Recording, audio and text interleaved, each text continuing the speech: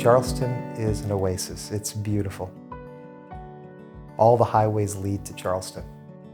And so it is the center of West Virginia life, at least in terms of city life. One of the powerful reasons why it is such a nice place to be as a rabbi, especially if you're interested in the U.S.-Israel relationship, is because we're predicated on the idea that relationships matter. In West Virginia, you can't walk more than a block without seeing someone and you get into a conversation, and the reason you're late to your appointment, which everybody knows, is because you bumped into somebody. Those are relationships that matter. That's what Israel's all about, and that's what you see in West Virginia. And it's a natural connection then between West Virginia and Israel. January 9th was a terrible tragedy that hit our area.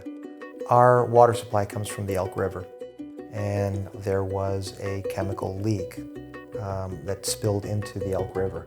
People started noticing in the morning that there was a smell, a licorice smell that was coming from their water. My wife noticed it when she was in school. The kids were talking about it.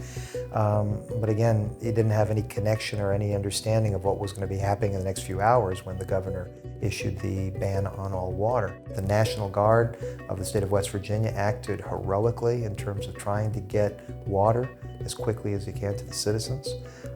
Little by little, they tried to restore life as best as we could. We didn't know how long the crisis was going to take. There were businesses that were completely shut down. They had to be shut down because they couldn't wash their dishes, nothing. When this crisis occurred, I received a call shortly after from the Consul General's office of Israel from Philadelphia. And their first question is, we heard your problem. What can we do to help? Israel's concerned. I read on the internet an article that in West Virginia there's a problem supplying water to the capital, Charleston.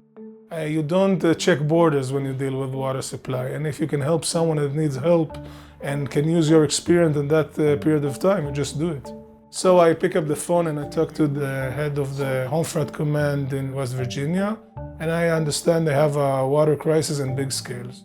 We decided to send a delegation to West Virginia with experts with all kinds of expertise like water quality, how to treat water contaminations, and how to supply water in times of crisis.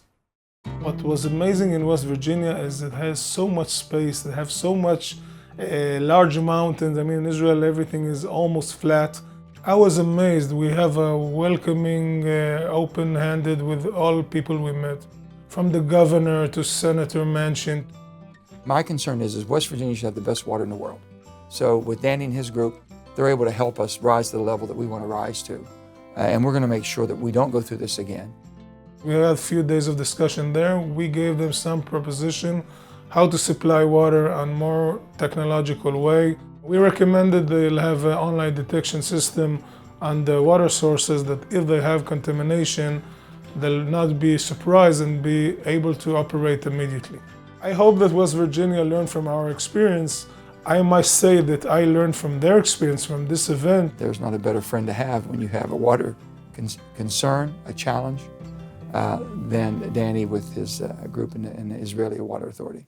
It's a very unique situation that you don't realize how intertwined we are and how dependent we are on each other until you see that collaboration. And I think it really made an impression on West Virginians who have not been exposed to the caring and the outreach that Danny brought with his Israeli contingency, with the expertise, because they cared about us. Israel is a small country. West Virginia is a small state. We're all family. When I see how Israel responds, not just for friends, but internationally, when I see what Israel has developed under the most difficult situations, a constant state of war, this incredible democracy not having one moment of peace, and what it does for the world, that's my Israel.